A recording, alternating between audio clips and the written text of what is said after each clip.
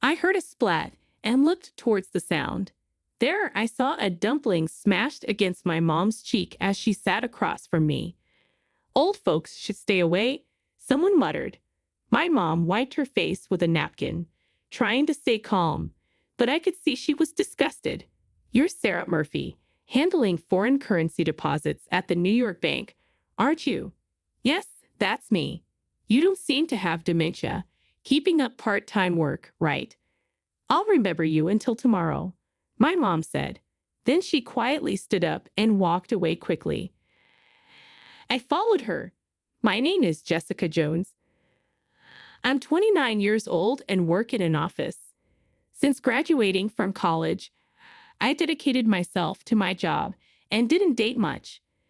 But a few months ago, I got a boyfriend named Charlie. He's the same age as me and works as a banker.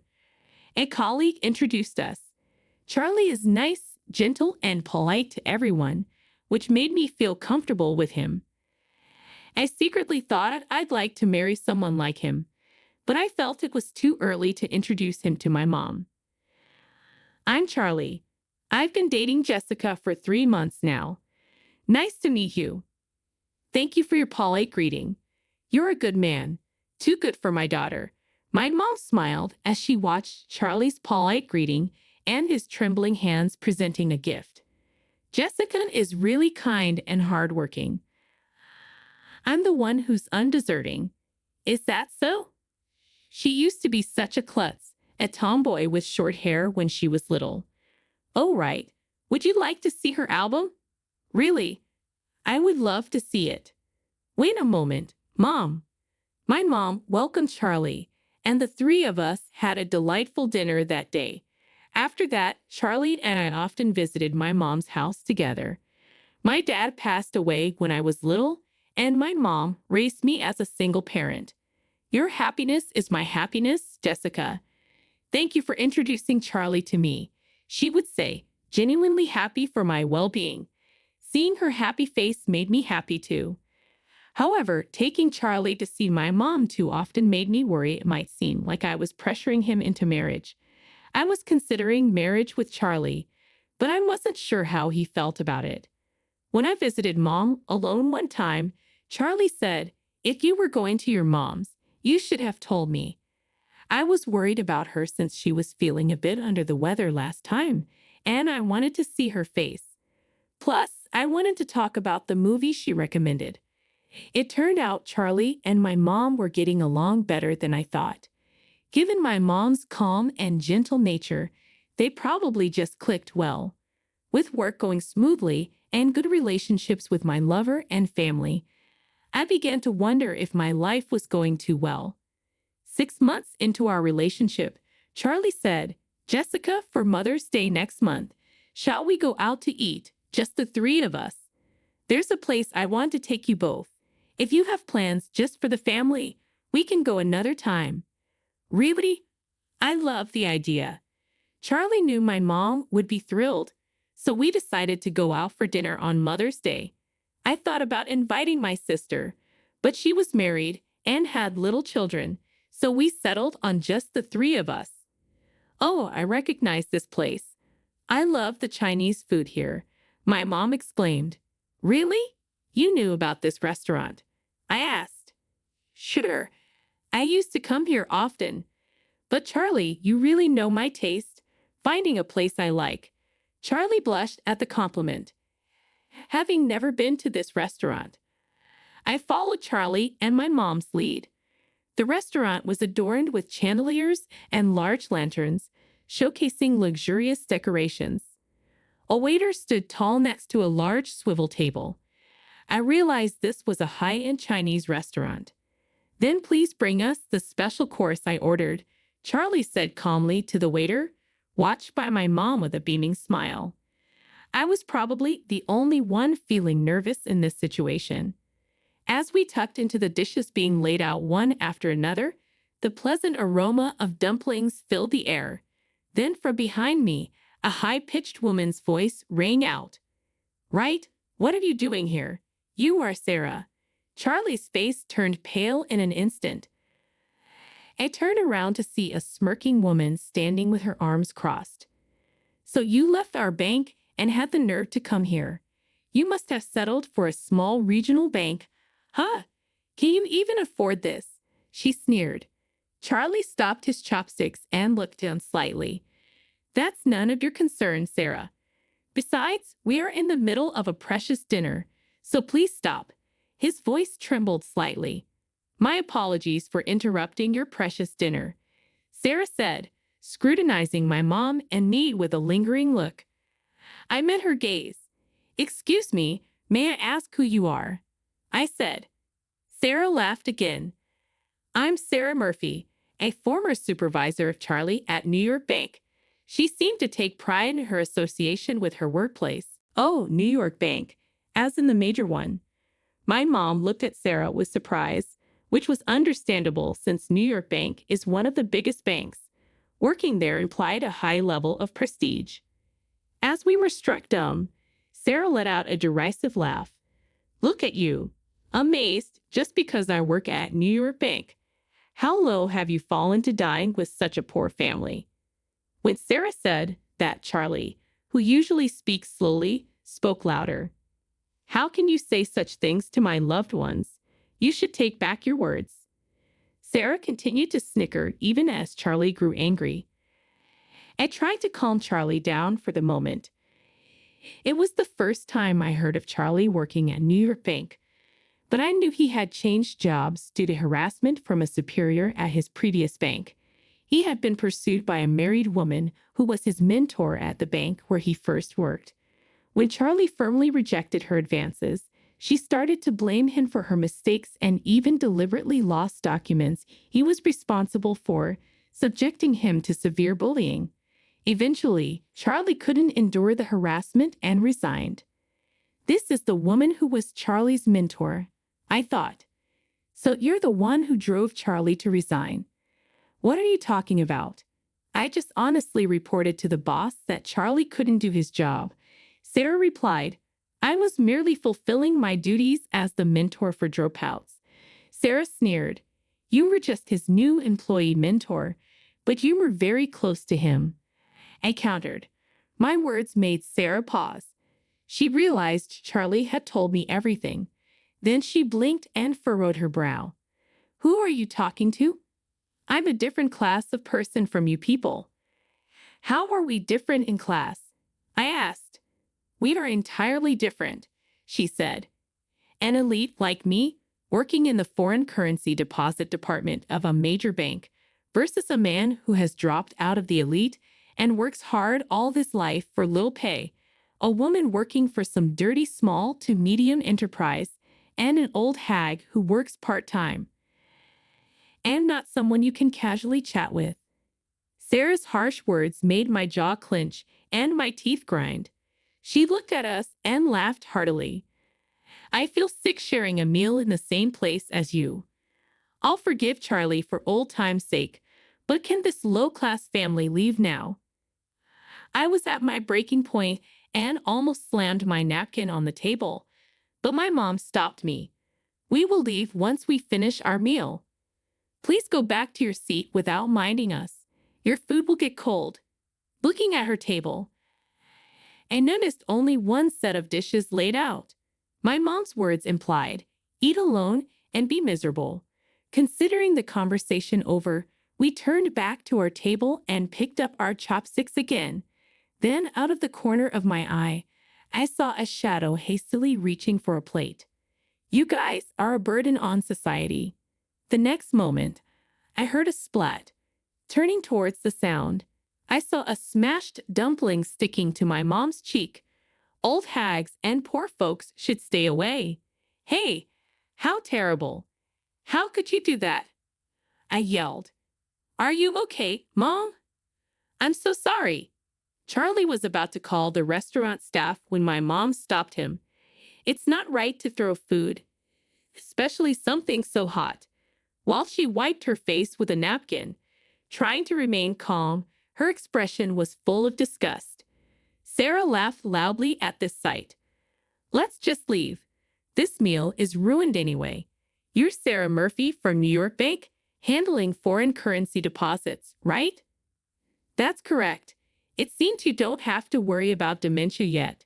Keep up the part-time work. Sure, I will remember you well until tomorrow. After saying that, my mom silently stood up and walked away briskly, her cheek red. We decided to stop by a doctor for treatment on our way home. Charlie apologized many times for the day's events, but my mom, with a smile, said, "It's not your fault, Charlie. No need to apologize anymore," and she forgave him generously. I was curious about my mom's words, but their meaning became clear the next day. While I was at work taking my lunch break, I received a call from Charlie. He usually didn't call during the day.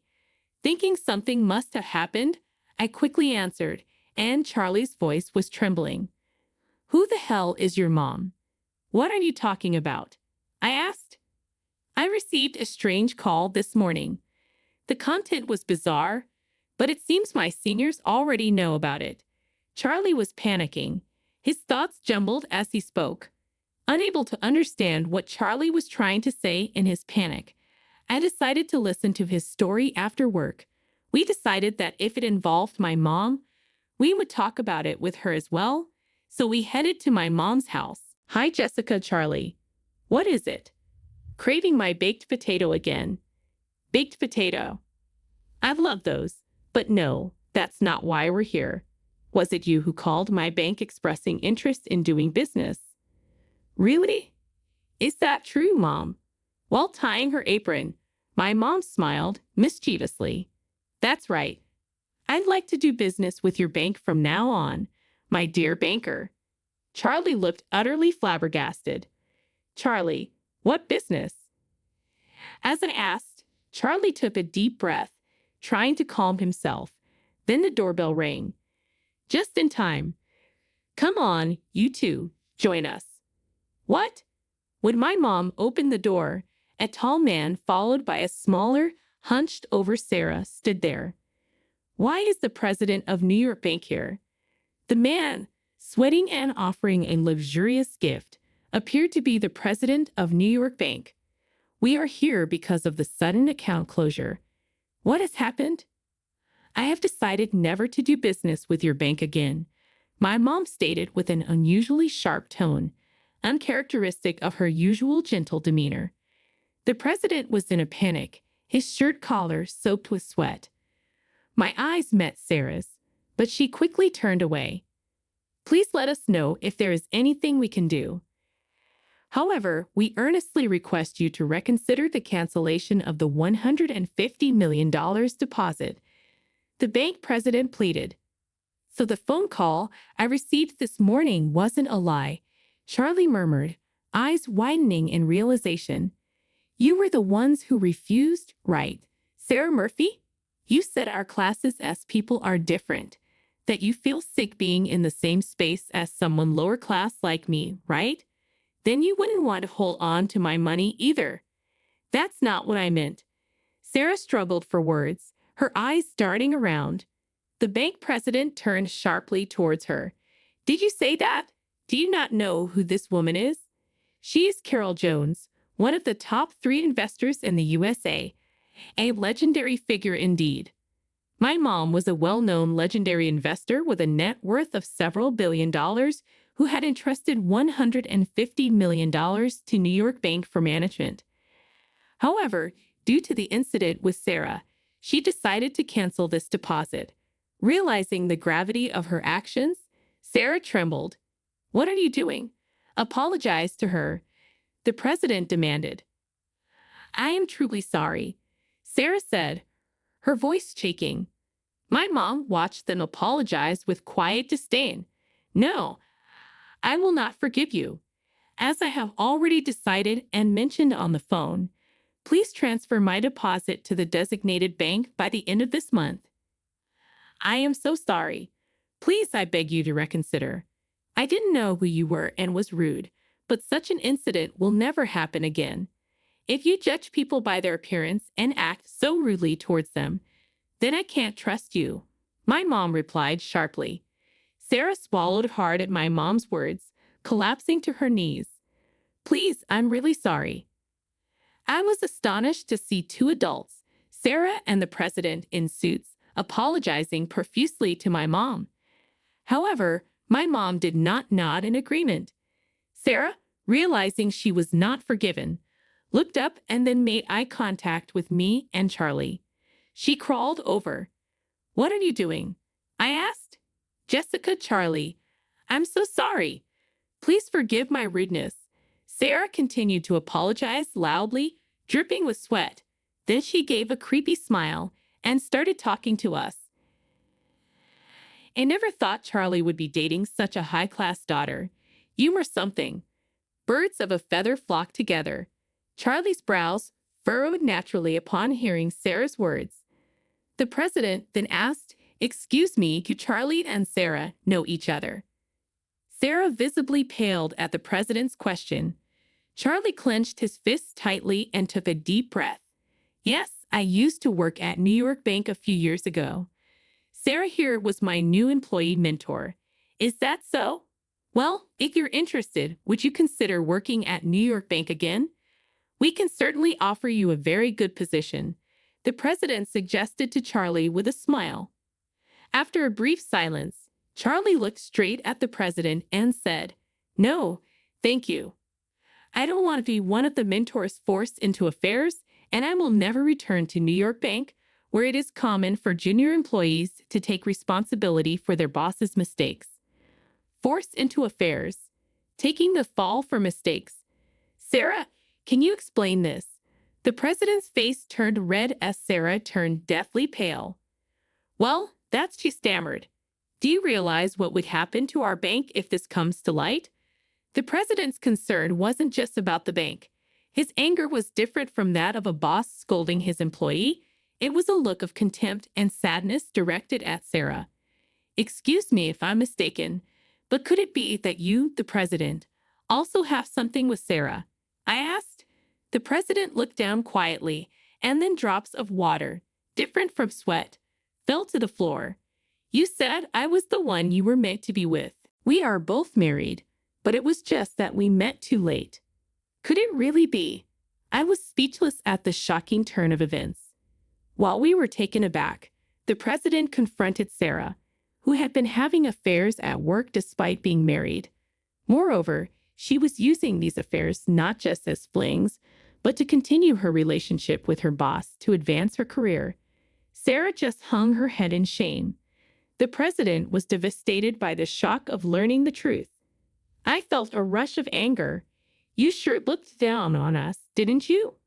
Well, I have a prestigious education and landed a job at New York Bank, and you think engaging in such despicable acts makes you elite? I just wanted to climb the career ladder," Sarah mumbled. Sarah's eyes darted around, searching for an excuse. "You just admitted that you're incompetent and can't do your job," I said.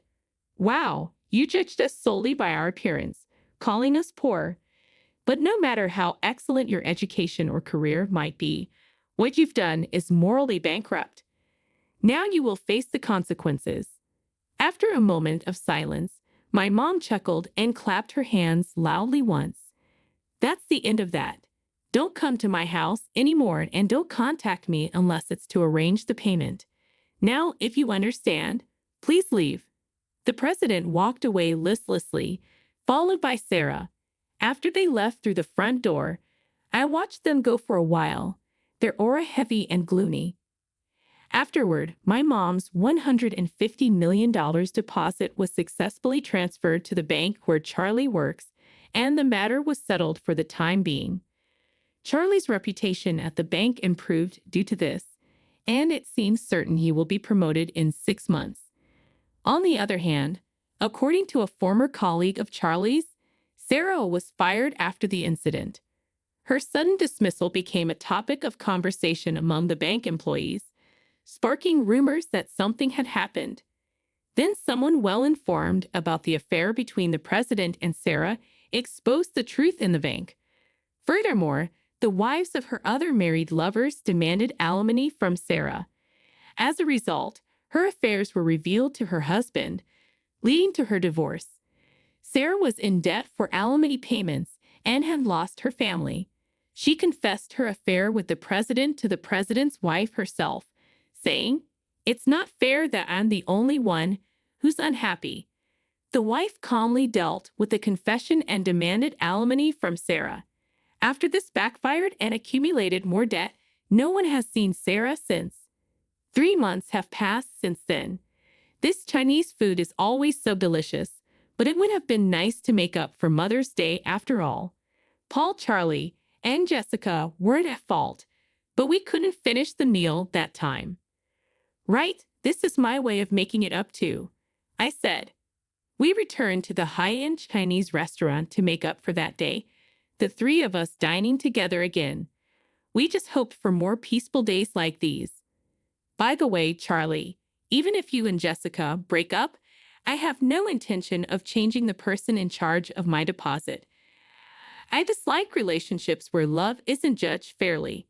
Hey, Mom, what are you talking about? We're not held together by convenience. If we break up, it'll be clean and clear, right? Charlie's face turned red, even though he hadn't drunk any alcohol. I vow this. Unless Jessica dislikes me, we won't separate. Right, Charlie, you are passionate just like Jessica's dad when he was young. As I listened to this conversation, I looked in the mirror decorating the restaurant and saw my face had turned the same color as Charlie's, even though I hadn't drunk any alcohol.